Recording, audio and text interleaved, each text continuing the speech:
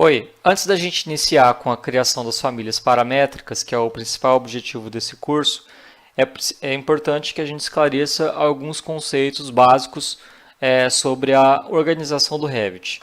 O Revit tem uma organização hierárquica que começa com as categorias.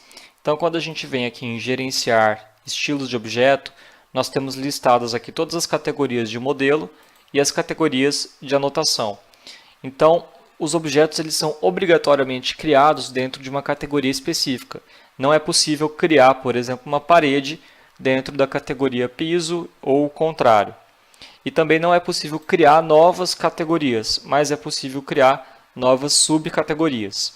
Aqui eu tenho, por exemplo, uma bancada que foi criada na categoria modelos genéricos, assim como esses suportes aqui, esses módulos de jardim vertical. Mas vamos supor que em uma determinada vista eu queira ocultar somente as bancadas, mas deixar os jardins verticais aparentes. Se eles são ambos da mesma categoria, pode ficar complicado de controlar isso.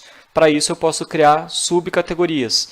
Então, se eu digitar VG para editar a visibilidade gráfica dessa vista, dentro da categoria modelo genérico, nós temos aqui a subcategoria bancadas, que é onde foi criada essa bancada aqui. Então, com as subcategorias fica fácil de controlar a visibilidade desses objetos. Dentro das categorias, nós temos as famílias, que podem ser de sistema ou de componente. Família de sistema é toda aquela que só existe dentro do Revit em um projeto ou em um template, que é o caso, por exemplo, de pisos, paredes, telhados, forros, etc. É impossível criar uma nova família desses objetos. Quando eu seleciono uma parede, por exemplo, aqui no seletor de tipos, nós temos listadas aqui as três únicas famílias de paredes, que são as paredes básicas, as paredes cortina e as paredes empilhadas. As famílias elas sempre vão aparecer grifadas aqui em cinza e abaixo delas vão estar todos os tipos dessa família. Já as categorias de componente são todas aquelas que a gente cria fora do projeto e carrega ela no nosso projeto, que é o caso das mesas, cadeiras, luminárias, portas, janelas e etc.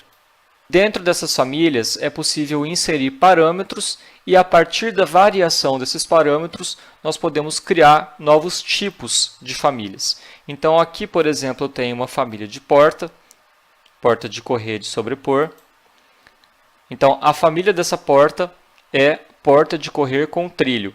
E abaixo dela eu tenho listados aqui três tipos que já estão criados, de 80, e a partir da variação desses parâmetros eu crio a porta de 90, a porta de 100 e assim por diante. E isso leva a gente a um outro conceito que é o conceito de parâmetro de tipo e parâmetro de instância.